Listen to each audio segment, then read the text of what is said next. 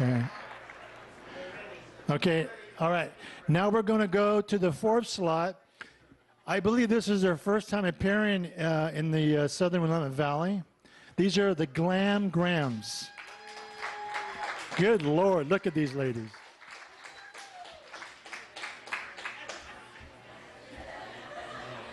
Go ahead. No, you don't want that in front of us. No. Well, I'm going to lower the mic for the ladies here. Would you please? Okay. Should we have Yes, sir. Good job. Huh? Should we have three or just one? Three is fine. Can you give them 3 microphones and a pitcher of tequila? Just, Had that hold on. already. This one's, you can do this one. We don't really need. Are you ready for a little silliness tonight? This one works. That works. They all work. right, They we're all good. work. We're good. Well, then they have to go. All right, ladies, you're on your own. So good. Well, you get to be our age, you start thinking about death. So here we go. Ready? Oh, Down with Forest Lawn in a silver casket. Put golden flowers over my head in a silver basket. Let the drum and bugle corps blow taps while cannons roar. And 16 liveried employees pass out souvenirs from the funeral store. I want to go simply when I go. They'll give me a simple funeral there, I know. With a casket lined in fleece and fireworks spelling out rest in peace. Oh, take me when I'm gone to Forest Lawn. Oh, lay me down in Forest Lawn, they understand there. And they have a heavenly choir and a military band there. Just put me in their care, I'll find my comfort there. With 16 planes in last salute, dropping across in a parachute. I want to go simply when I go. They'll give me a simple funeral there, I know. With 100 strolling strings and topless dancers with golden wings. Oh, take me when I'm gone to Forest Lawn. Oh, come, come, come, come, come to the church in the wildwood. Kindly leave your contribution in the pail. Be as simple and as trusting as a child would, and we'll sell you the church in the mail. To find a simple resting place is my desire. To lay me down with a smiling face comes a little bit higher. I'll stand in my likeness stand in glass. We'll stand in plastic grass, and weights and hidden springs will tip its hat to the mourners finally pass. I want to go simply when I go. They'll give me a simple funeral there, I know. I'll lie beneath the sun with piped-in tapes of Billy Graham. Oh, take me when I'm gone to Forest Lawn. Rock of Ages cleft for me for a slightly higher fee. Oh, take me when I'm gone to Forest Lawn.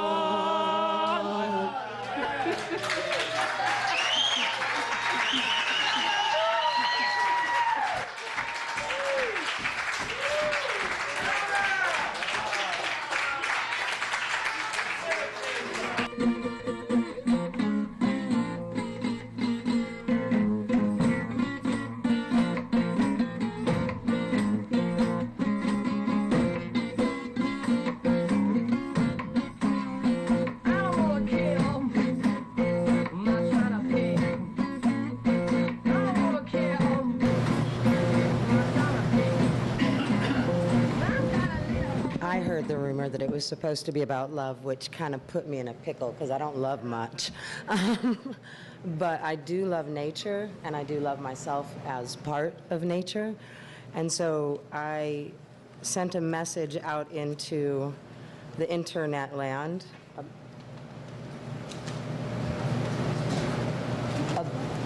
to the artist Shiloh Sophia, and she conveys something that I have never been able to about my journey home here. And this is how she shares it. One day, you will look and you will find the place that you never looked before, that has been there all along. Then you will remember, though you won't be fully certain what it is you remember. You just feel it and know it without need for words. Then you will walk into the forest, the one you have walked in many times, only this time you see the secret doors. Doors you imagined existed but had no idea where to look. Somehow you just knew there were secret doors that needed opening by you. You will know that you have been prepared all of your life to knock on the secret doors now made visible to you. You, however, will not be prepared at all for the surprising access. This sacred rite is a gift of grace that you will have to live into over time. You may choose not to look all at once. You will find messages you wrote to yourself that you don't remember writing. You will find maps that you drew to places you have never been but have always missed being. You will step out of who you have carefully crafted yourself to be and into what you already are, and it will be natural. It will be natural, but only once you get used to flying without wings or need for certainty. You will want to tell everyone about the secret doors we can't see because we aren't looking with the eyes of the heart, the ones we didn't know were there. Take your time. There is no hurry here. Little darling, take your time.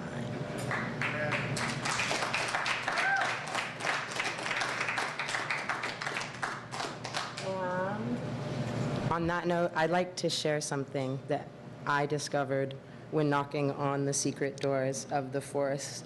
I'm really fortunate to live on a piece of property that was planted by one of the old Hodads in 1974, and it was a slash and burn clear cut. And he's a very humble man who would never say this about himself, but he planted the entire ecosystem that I've spent my life exploring and have now raised my children and grandchildren and always found a place to call home. And he's not related to me. His name's Steve Stock. He's one of the old Hodads, and he is my elder, and I'm really grateful to him. And I was contemplating one day, and it said, "We must work together." The sky is who said it. As above, so below.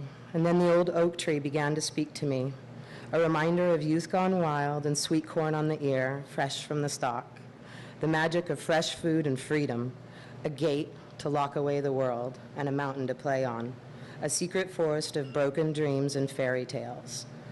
And then this story was spoken to me, one man's garden, Steve of the trees. Want to know something about the real bee's knees? Let me show you the garden of Steve of the trees. Once upon a time, in a land where he stays, Steve of the trees found a place he could play. From a land of you can't, he discovered he could, when he found the magical land that we call you woods. It sat on the north-facing slope, recently harvested but still full of hope. Where others saw only a barren wasteland, Steve of the trees saw something to heal with his own two hands. So working as hard as a man thinks he can, he planted an entire forest out on that land. Every step that he took makes a difference today. I sit in the shade of one of his trees, learning about what Mother Earth needs. No one is certain just how it ends, but I know these stories must begin again. When all is forgotten and there is no time and no hope, come to the land, he'll throw you a line or a rope. Cross through the forest and go down the path. Enjoy the safe haven and you do the math. Do you want to continue to bemoan the destruction? Or do you want to feed the construction? There is much to be learned from back to the land. and learning to mend things like Steve of the Trees, who used his own 2 hands. To make of a place at the end of the road a magical garden where wild souls can grow. He is my elder, and I will do all that I can to share with you truly about this man. We all make a difference, and that I can see from the shade of the forest of Steve of the Trees. We are the gatekeepers to the heart of this land, where healing has happened just as he planned. The lesson is clear, but the path will be hard. Start where you are in your own backyard. Plant what is needed and as much and as fast as you can. Like Steve of the Trees, go back to the land. When generations have passed and the sun sets again, I'll tell you a tale of how it began.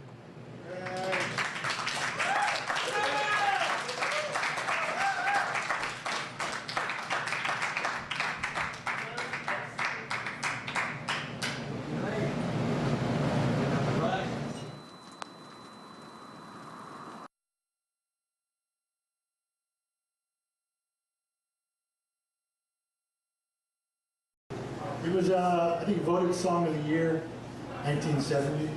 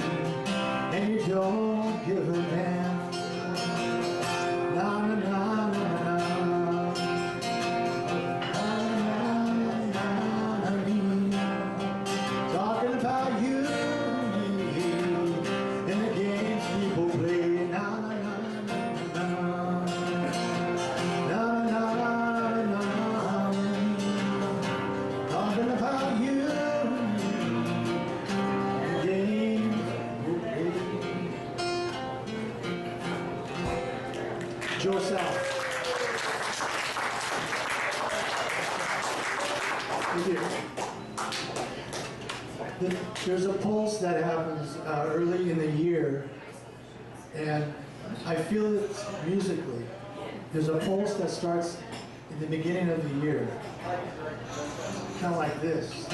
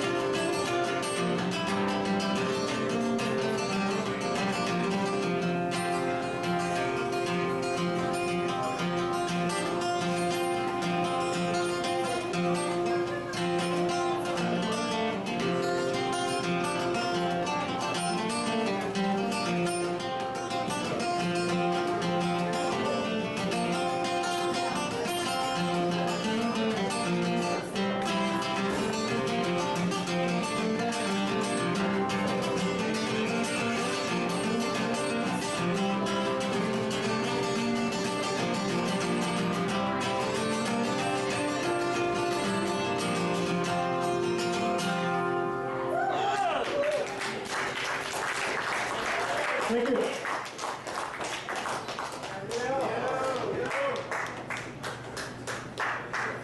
Good evening, people. Good evening.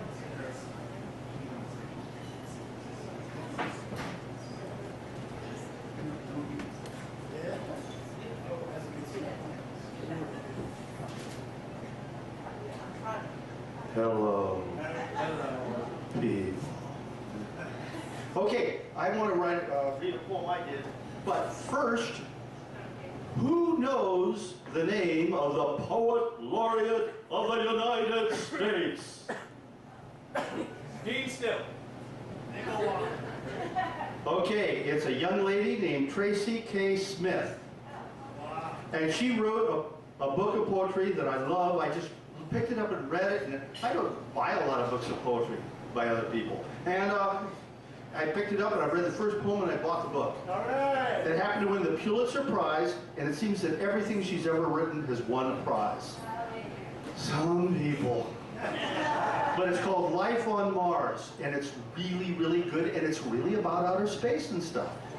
So, there's a lot of 2001 philosophy stuff in here, and she's written one poem that has several sections called My God, It's Full of Stars. That's a quote from the end of 2001, A Space Odyssey.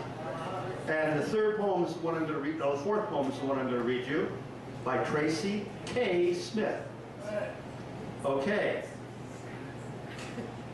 In those last scenes of Kubrick's 2001, when Dave is whisked into the center of space, which unfurls an aurora of orgiastic light, before opening wide like a jungle orchid for a love-struck bee, then goes liquid, paint and water, and then gauze wafting out and off, before finally the night tide, luminescent and vague, swirls in and on and on.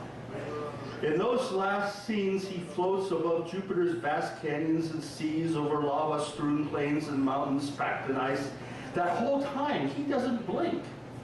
In his little ship, blind to what he rides, whisked along the wide screen of a parallel time, who knows what blazes through his mind? It is still his life he moves through, or does, that end at the end of what he can name. On set, it's shot after shot till Kubrick is happy. Then the costumes go back on the racks, and the great gleaming set goes black.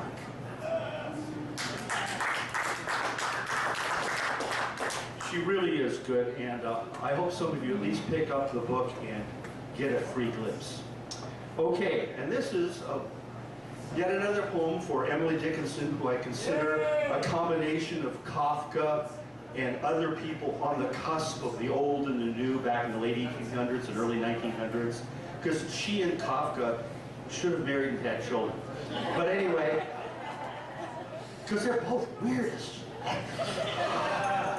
and they both represent the old world in, you know, Prague and in that Puritan community that she grew up in, but they're both so far over the horizon, they're not even in the advanced next generations. They're still both brand new. They're that different. So, for sweet, bitter Emily, dead 2 centuries. Not one to duck when rocks like wild geese fly with wings on fire across the sky, sighted high, high amidst the stratocirrus, a depth of field with stars that call us on long walks on cold late hours, in which I let my lonely ways keep me company. Tasting the woods like a gin berry between my teeth, very warm with tea, I see the hedges, a bestiary of silhouette beneath a red moon. Red with a red, not the red that cries of blood shed in war, but red, a red of that red that into purple wanes with the pop of gusts and the purr of distant trains. This fairy time is a time to spot the lumen of half-sibling sweethearts out there in the heights where the constellations are clouds that shower stars in these late hours, that in their more distant trains go down beyond the ring of earth to deep haunts where lost loves walk hand in hand on ash-lit plains, where silence runs like rivers in Hades as its veins. Simone Weil was captured in Marseille. She was a clumsy scarecrow of a girl with a staccato French drawl, a spinster of the bookshelves. She was a beaky intellectual of such overweening genius that never condensed its seething Tesla nebula into an orrery of ordered thought within the thunderclouds of smoke. As such, all chain smokers scowl from within. Simone Weil was captured in Marseille. The police found her putting pamphlets of resistance called the Cahiers du Témoignage Crétin into the hands of French partisans. To her chagrin, despite her Catharism and Caucasian skin, Simone was designated a Jew by the same fiat of bureaucratic selection that would make a Star of David of red and yellow triangles sole and sufficient identification for this red virgin. For this red virgin's journey deep within the internal ghetto of the Nazi concentrationslager, hidden amongst lovely Europe's disembowelment into yellow unraveling intestine. From Ravensbrück above Berlin, down the 2 sides of a triangle, to Dachau, outside Munich, and Auschwitz, out in Poland.